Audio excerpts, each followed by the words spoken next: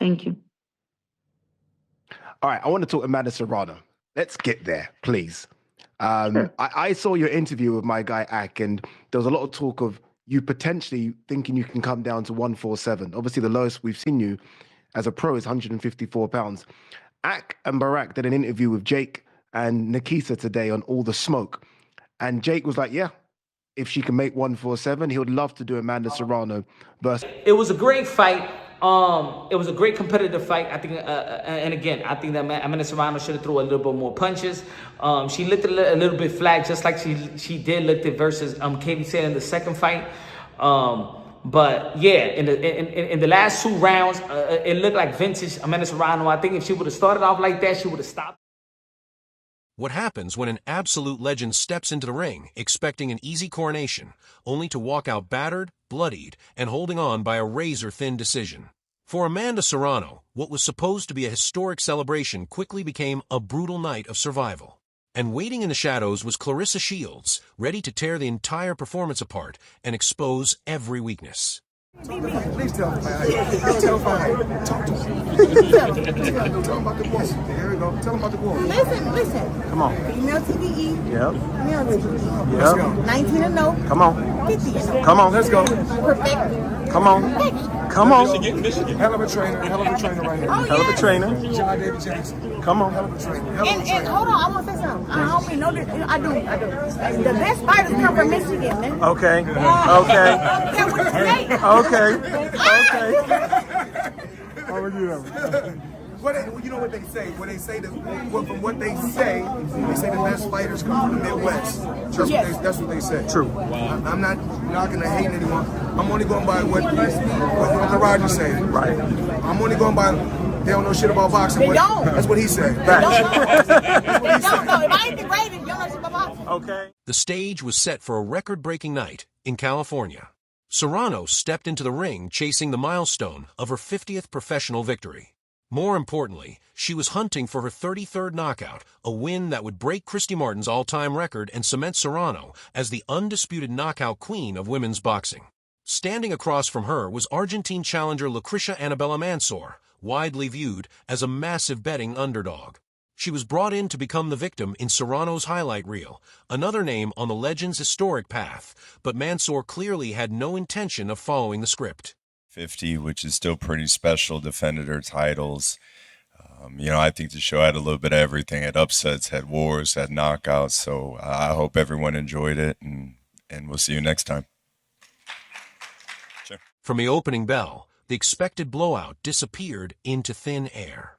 Instead of folding under Serrano's relentless southpaw pressure, Manzur stood her ground in the pocket and fired back with serious venom. By the middle rounds, the challenger was connecting with power punches at a higher percentage than the champion.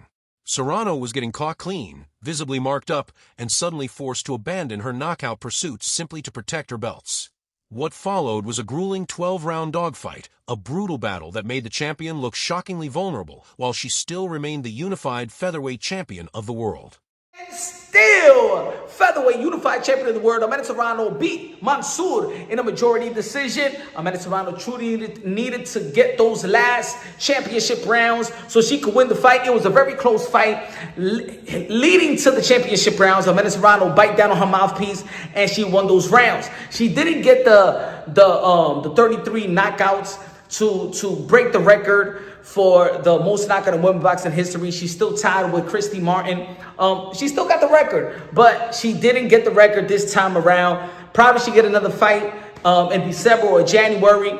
Manzur was very, very tough. She did win several of those early rounds, but then in the championship rounds, Amanda Serrano did win those rounds in a majority decision. One judge had it 114-114 a draw. The 2 other judges had it 116-112. It was a very good matchup. It was very competitive. I think Amanda Serrano should have thrown a little bit more punches. She was throwing the 1-2 too much. I think she should have made some adjustments. Manzur didn't make adjustments in the championship rounds. I think that Amanda Serrano did hurt her in the body. Was a couple of body shots in the championship rounds. If Manzur would have kept the same pace in the 11th and 12th round, probably she would have came up with a victory. But Amanda Serrano did capture those last 2 rounds that got her the victory, the majority decision victory. The final bell sounded, and the arena was filled with stunned tension. Serrano had survived the grueling battle and escaped with a majority decision, retaining her titles after 2 judges scored the fight 116 to 112 in her favor, while the 3rd judge had it even at 114 to 114, ruling the contest a draw. Left, Chase. Listen, it was simply an honor, pleasure. Thank you everybody for coming out. I am so happy and honored that was the first championship main event fight on TikTok, guys. Super excited, super honored. But listen, this girl, I knew she was tough. She's young. She's 27. She's 10 years younger than me. These girls are getting younger, stronger. Thank God I'm almost out of the game. Let them have fun. But it was truly an honor to be in there with a tough young fighter. She was hungry, and I knew that coming into training, I trained really hard because I knew it was an opportunity for her. And I was told every time I'm given an opportunity, you seize that opportunity. And I know all these girls who fighting me, they're doing the same thing. So I had to come with my A game. I hit her hard. I hurt my hand. Yeah, fuerte. She's really strong. But listen, what's next to me? We still got that 33 knockout. I got one more fight. If I don't get it, listen, I'm glad that I tried with Christy Warren, and she's probably happy for me too that I didn't make it. But I got the 50th win. That's a milestone on its own. It's a lot of fights. A lot of fights. Analysts sitting ringside immediately raised their eyebrows. Pundits pointed out that Manzur had exposed serious cracks in Serrano's armor, revealing weaknesses that many did not expect to see from the 7-division champion. Meanwhile, fellow fighters took to social media, suggesting that Father Time might finally be catching up with Serrano. Several boxing commentators even went as far as arguing that the draw was much closer to reality than the wide margins handed down by the other 2 judges. This wasn't a retirement fight or a farewell fight like a Katie Taylor that's going to be fighting September 5th in a farewell fight. Amanda Serrano got one more fight to go, or a couple of more fights to go. I believe, to be honest, in my opinion, I think Amanda Serrano, MVP, get the Alicia Baumgartner fight. You know what I'm saying? Get that money on the table, put that money on the table, and get that fight. You know what I'm saying? Amanda Serrano. In the later round, she looked sharp, but early on, she did look flat. Should have thrown a little bit more punches. I think she made it a little bit harder on herself. She didn't look as sharp as she was. Maybe, you know, a lot of media work. You know what I'm saying? She did promote the fight. You know, and maybe that takes a lot of energy. But Amanda Serrano still got, you know. She still got an opportunity to break the record, and I think she will break the record. This time, you got to give a lot of credit to Manzur, not being a victim to the record. But yeah, it was a great fight. It was a great competitive fight. I think, and again, I think that Amanda Serrano should have threw a little bit more punches. She looked a little bit flat, just like she did look it versus Katie said in the second fight. But yeah, in the last 2 rounds, it looked like vintage Amanda Serrano. I think if she would have started off like that, she would have stopped her. But it is what it is. That was all Claressa Shields needed to see. The self-proclaimed quote-unquote GWOAT didn't hesitate for a single second before jumping online and clowning Serrano's performance. Shields laughed off a struggle against a virtually unknown challenger, mocking the idea that Serrano still belongs at the very top of the pound-for-pound mountain. She took direct shots at Serrano's camp and promotion, delivering the now viral zinger that hanging around with losers has become contagious.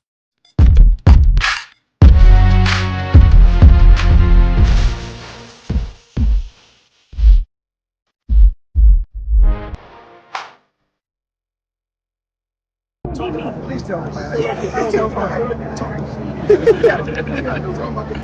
we go. Tell them about the war. Listen. Come on. Female TDE. Yep. Male TDE. Yep. 19 and 0. Come on. 50 and 0. Come on. Let's go. Perfect. Come on. Come on. Michigan. Hell of a trainer right here. Oh, Hell of a yes. trainer. John David Jackson. Come on. Hell of a trainer. And hold on, I want to say something. I hope you know that I do.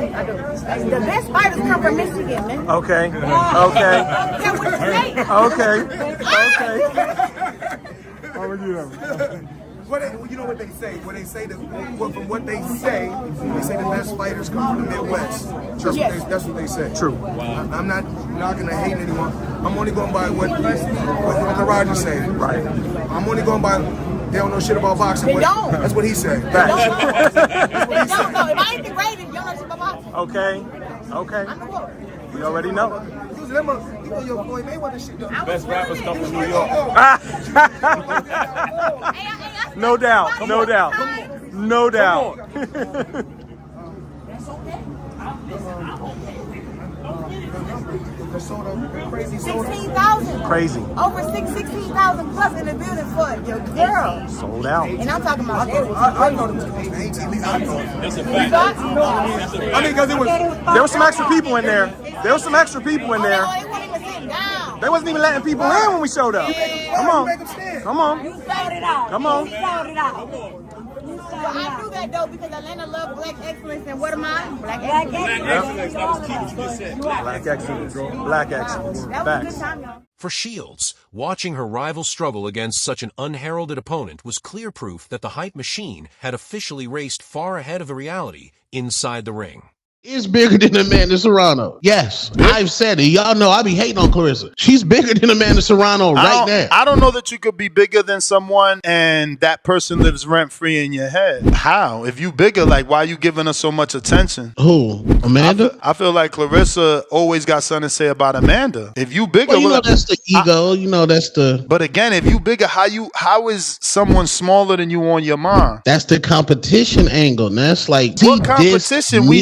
We never was in the same weight class. There is no competition. They still pit women against each other, bro. It's Claressa Shields. She's still a narcissist, bro. Like she don't want nobody else to get props but her. I don't know, man. I don't even know that Claressa ever sold the amount of tickets to Serrano. And I know what y'all gonna do is hate on Serrano and say, "Oh, that was Katie Taylor." Somehow Katie sold those tickets. This explosive reaction instantly reignited the fantasy debate that has consumed combat sports fans for years.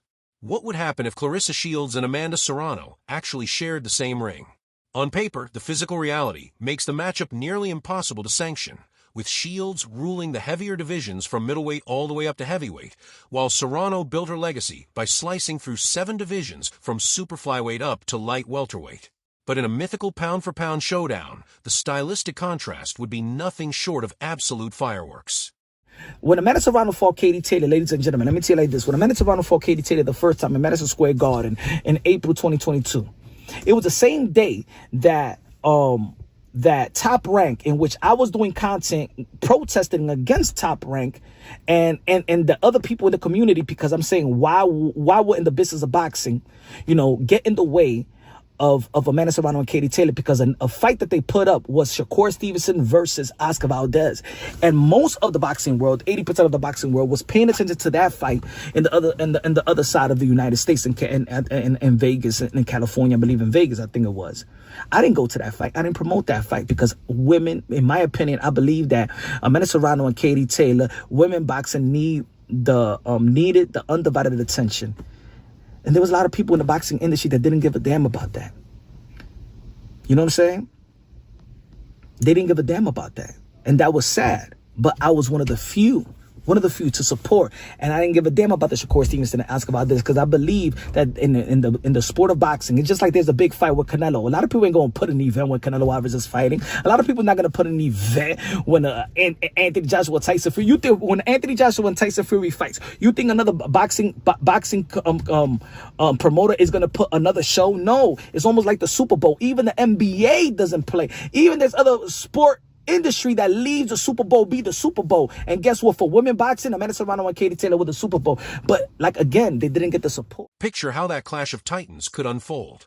Serrano is a relentless pressure machine who thrives on drowning opponents with high-volume combinations and gradually breaking down their will. Shields, on the other hand, is an Olympic-caliber defensive mastermind equipped with blinding hand speed, pinpoint counterpunching precision, and supreme ring generalship. If Serrano showed signs of slowing down and getting tagged by Manzur straight shots, analysts could argue that a pure technician like Shields would pick her apart from distance all night long.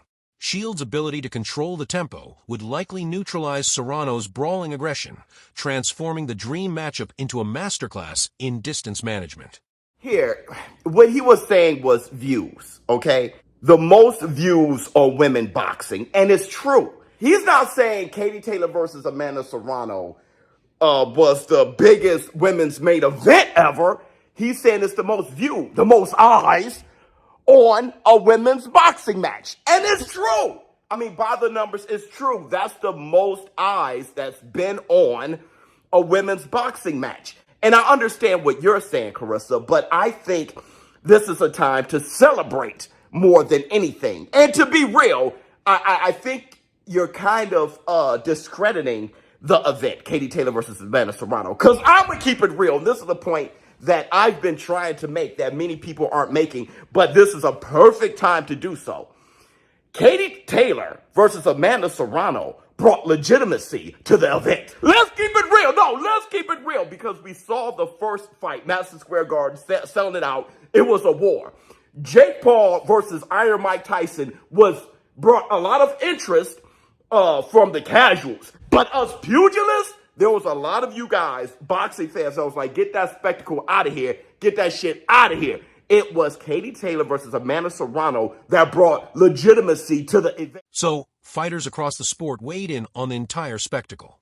Some came to Serrano's defense, arguing that reaching 50 professional victories over nearly 2 decades inside the squared circle gives anyone the right to have an off night. Others sided with Shields, insisting that when you compete under the brightest lights with massive paydays on the line, barely scraping past a huge underdog should be viewed as a glaring red flag. Amanda Serrano would not fight me at any weight class, even if I was to make 140 or 147. Amanda Serrano already said it when her coach Jordan said something about, oh, he's willing to make the fight with me. And then Amanda Serrano made her tweet and said she doesn't know what the hell he's talking about, and she's not fighting higher than 140. Thank you. And I'll be there watching, as I'm always supporting the women. I'm always watching. You know, MVP got that little beef or whatever with me. They got all this bullshit. But at the end of the day, I've been supporting women way before Jake Paul ass came around. 100%. If you've been following women's boxing, correct me. I do this, I did that, I do this, I did that. When Amanda Serrano was the person that did this, we should do this, and we could do that, and we should do this for equality. And we should. When Amanda Serrano left her WBC title because they didn't want to sanction 3-minute rounds, and she took a stance, right? And she vacated her WBC title because the WBC was against the 3-minute rounds for women, and while Amanda Serrano was fighting for equality. Did you drop your, did you say, you know what, Amanda Serrano, I'm dropping. I'm Claressa Shields, and I'm going to take a stand with you, and I'm going to drop my WBC belt. Did you do that? No, you didn't. You know who else did that? Alicia Baumgartner did. And that's when I know that Alicia Baumgartner has all the ingredients to be done. When Amanda Serrano and Katie Taylor leave, that she could take over, because she played the part